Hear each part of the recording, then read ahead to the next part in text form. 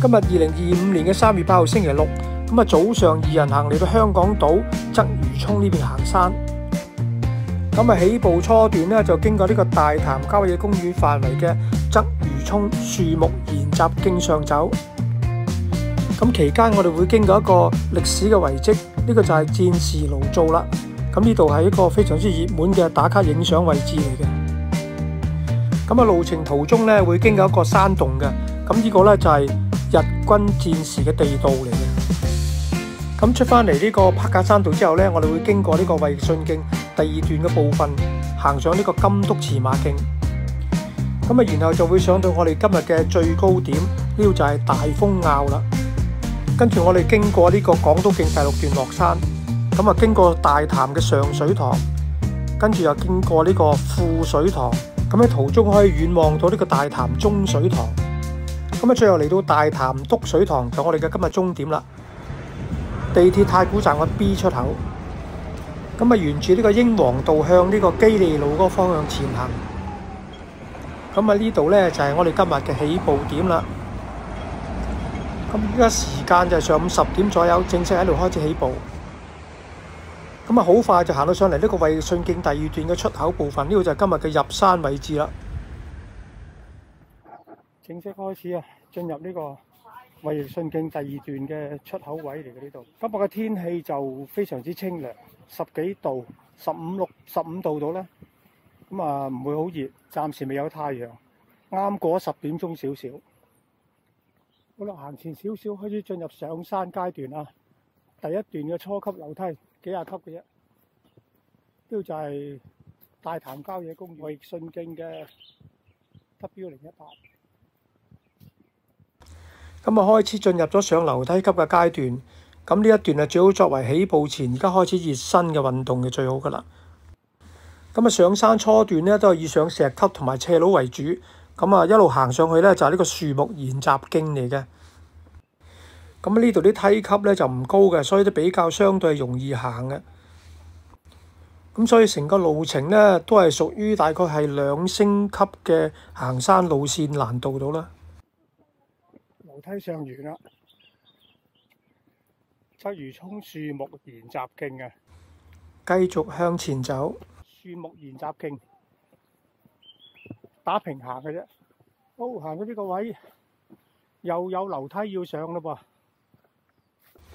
咁啊，沿住呢啲樓梯級向上行咧，一陣間就去到一個平位就分岔路噶啦。咁嗰邊咧就係有分左右路徑嘅。上到去就左邊咧可以去到康柏郊遊徑嘅，右邊咧就繼續行翻去柏架山道嗰邊嘅。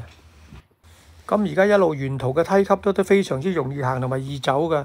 咁我哋練下心肺都唔錯，有少少運動。好啦，上到呢度交匯點左手邊咧，嗰邊就康柏郊遊徑，3點幾公里，都係出翻去柏架山道嘅。我哋今日上大風坳，轉右手邊。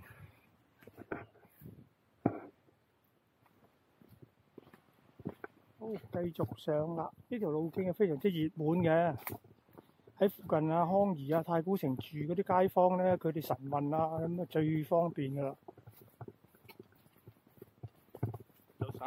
早晨，差唔多到嗰個出口位噶啦。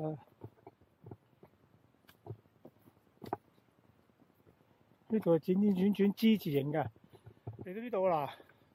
呢度有個亭嘅，俾人休息下嘅。好，上埋呢段咧就到呢個柏架山道嘅出口噶啦。不過要經過呢個戰時爐灶先嘅。咁行到上嚟呢度第一個嘅戰時爐灶嘅位置，呢度都係一個非常之熱門嘅影相打卡位嚟嘅。舊時呢度喺度煮大鑊飯嘅。喺戰時爐灶嘅第一浸呢度唞一唞，飲乜嘢之後食咗2塊餅，繼續出發向住呢個柏架山道嗰邊。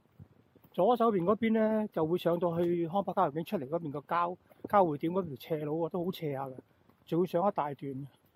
咁呢度咧就比較容易行啲，出翻去柏架山道。呢度啊，如果落咗雨都跣嘅，而家呢啲泥石咧都濕滑嘅，而家暫時都 OK 嘅。好，行到出嚟，而家呢個第2個爐灶啊，咁啊同下邊嗰個係一樣嘅啫，只不過分咗2層。向左邊繼續去，行前少少咧，就差唔多到出口啦，真真正正柏架山道嘅出口。咁呢條樹木研習徑就行晒㗎啦喎，沿途都有啲講解下啲話呢個日軍嘅地道啊，嗱呢度啊，就係前面嗰度啦。喺呢度影完相，繼續前進。向前行多一陣呢，就差唔多出翻去，就可以去翻柏架山道上面嗰個出口位㗎啦。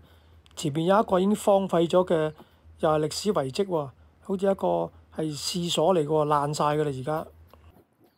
嗱，呢度經過呢個呢，以前呢都有解釋嘅樽坑廁所啊，咁踎嘅踎廁嚟嘅。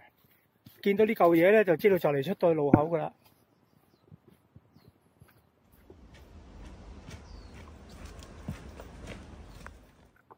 好啦，出翻嚟前面柏架山道。而家呢條都係衛奕信徑嘅第二段部分嚟嘅噃。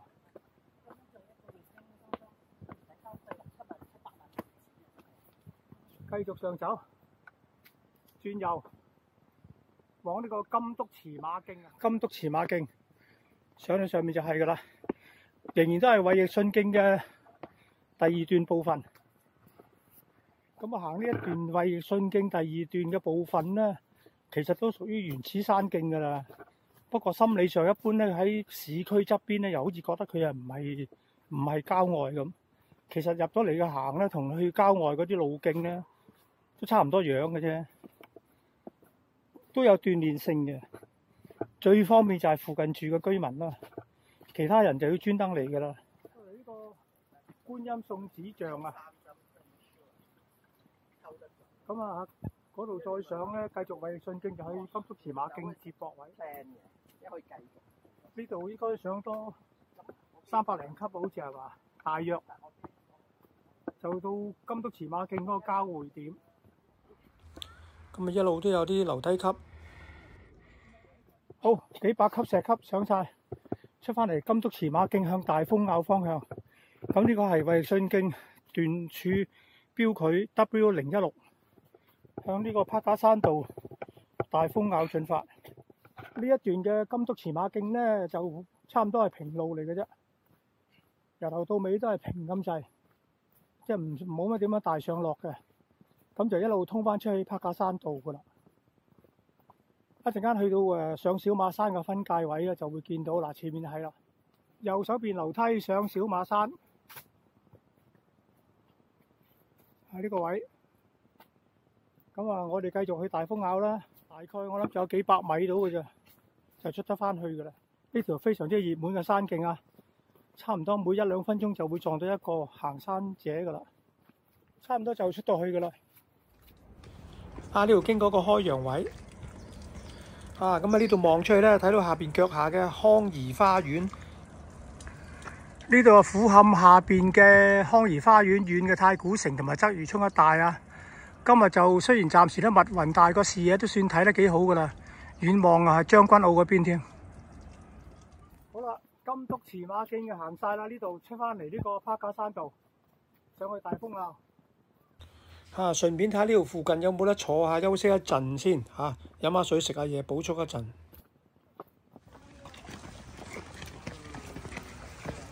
好，喺度稍為有小休一陣，飲水食下嘢。呢度有個介紹啊。英軍 A 型掩蔽部喎，就喺呢度啦。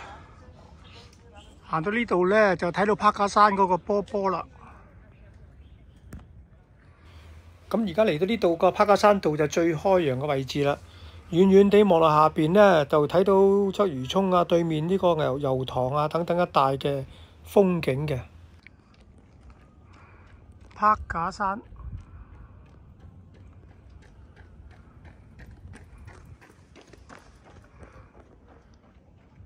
大風坳，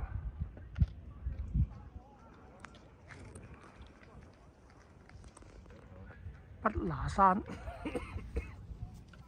好啦，足之尾上到嚟柏黑架山道嘅大風坳。咁啊，今日上嘅位置就應該上晒㗎啦。喺呢度休息一陣，補下給先。暫時唔係太熱鬧啫，唔算好多人啦。喺個艇度休息下，或者去洗手間。咁啊，雖然係禮拜六咧，相對環境清靜嘅。好啦，咁啊，離開大風坳呢個艇就而家向住港島徑嘅第6段出發，下走去呢個大潭上水塘。咁啊，沿途一路都係石屎路嘅啫。落山途中行到呢個位，可以望到前面嘅紅山半島嗰邊啊。呢度咧就近磅水塘啦。睇到紅山半島嗰邊啊，差唔多到水塘啦，應該。好啦，落到嚟水塘啦。啲水塘都好少水下啫喎，水位都好低喎。不過原來慢慢落咧，比想象中耐啊，都行咗21分鐘咁滯啦，先落到嚟啊！頭先仲以為有10零分鐘就得添，好耐冇行都唔記得咗啦。轉個彎前面就係到嗰個壩位啦。21分鐘啊，喺大風坳個艇落到嚟，原來都要4個字有多啊！咁啊，今日而家呢個時間嘅大潭呢個叫上水塘，水位真係好低喎，黃泥片住側邊兩邊，全部都黃色嘅黃土噶嘛，冇乜水分。咁今行咁耐山咧，都冇乜景睇嘅，嚟到呢度叫有啲風景望下啦。大潭嘅上水塘。咁而家呢個咧，經過嘅就係大潭嘅上水塘，繼續沿住港島徑轉右手邊，前面再過啲咧就係呢個富水塘嚟嘅。好啦，嚟呢度繼續前行啊，向呢個大潭道方向，前面一陣間經過側邊咧就係呢個大潭嘅富水塘啦。不過睇嚟個水位都係偏低喎。呢度呢個咧就係大潭嘅富水塘啦，不過今日啲水位就比以前平時咧低咗好多，下邊啲金魚啊，好大條嘅。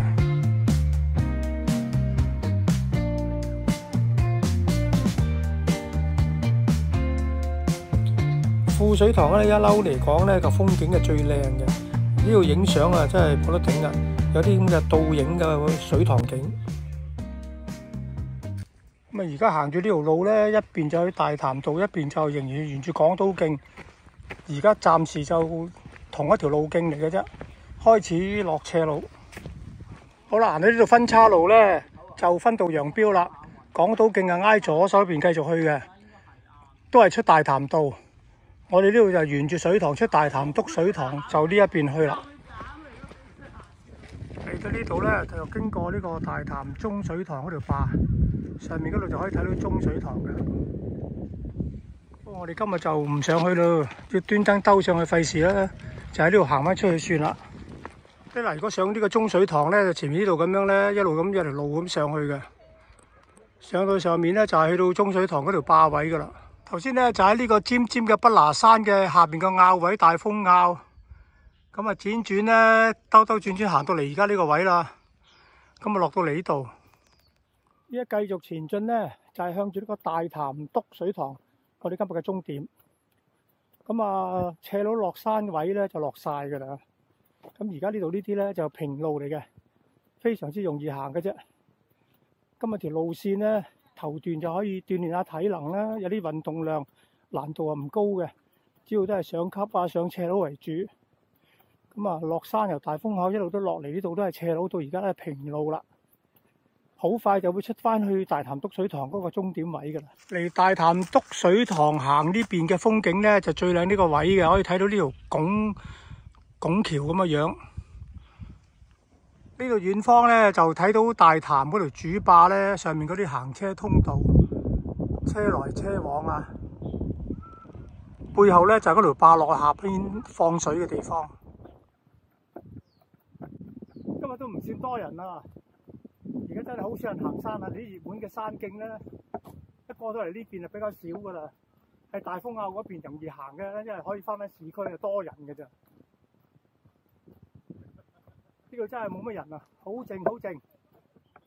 好啦，出到嚟前面啦，就係我哋出到去大潭篤水塘嘅大潭道，我哋今日嘅終點啊，仲有100米啊，出翻馬路，